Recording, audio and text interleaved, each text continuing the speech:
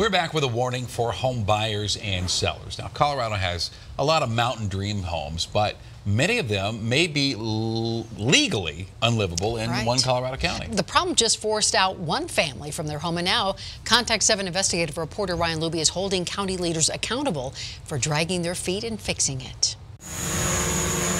Breathtaking is how you describe places like Park County, but bewildering is what you say of some of the homes nestled in neighborhoods here, and certainly of the dream at this home that died here. It was a dream diverted. Ian Hicks simply affirms the horror of what happened to Christina Mansfield and her husband. This was our dream, to live here. We love winter. We love snow. The couple from New York, Contact7, first met last fall.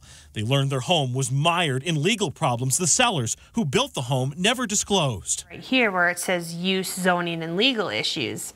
No, no, no, no, no. Unsafe headroom on the stairs, a sagging porch. Those problems among many. Everybody involved in this process, from the real estate broker to the appraiser to everyone else, missed very obvious problems with this property. Hicks is now representing Christina and her husband in litigation filed against all of those people, including Park County, because county leaders failed to follow up on their own code enforcement process more than a decade ago. All the problems that should have been fixed back then never were and remain a problem today, rendering the home legally unlivable without a permanent certificate of occupancy. It's one thing for a government to acknowledge a problem and try to fix it. It's an entirely different thing for a government to acknowledge a problem, refuse to fix it, and to force the citizens to bear the cost of that problem. And remember, at least one realtor in Park County backs that up. Are there likely people living in Park County right now in a home where they may not have any idea that it does not have a certificate of occupancy? Absolutely, 100%. Armed with that kind of knowledge, Contact7 has asked county leaders to address these concerns. But for more than 2 months, they either downplayed the issues or chose not to respond altogether. That is, My name is Ryan Luby. I work at Denver 7. Until a recent county commission meeting on the record during public comment. And I'm curious to know where you have gone with this in the last couple months since we last spoke via email about this. The county has been named in a lawsuit concerning this matter, so at this time my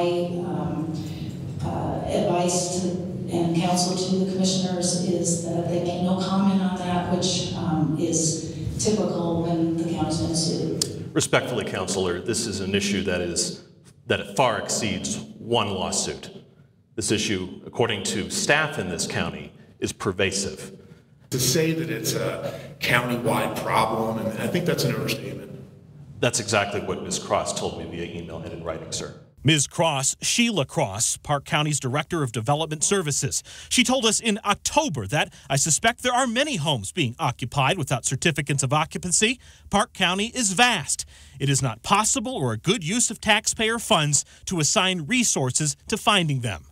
Contact7 first reported those words back in November, and therein lies the ongoing concern today. Is it in any way acceptable to you that you have to sue a county so it enforces its own code regulations?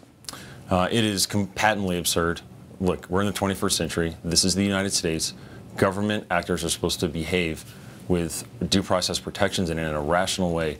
And for them to act this way is astonishing. For now, the Mansfield home sits vacant. Christina and her husband have since moved out of state, hoping for a settlement and a sale, and left scarred by a dream turned nightmare that is far from over.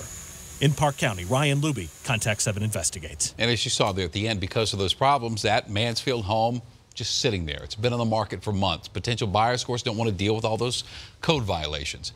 If you ever have a tip that you want the Contact7 Investigates team to look at, please email or call or send them a message on Facebook or Twitter.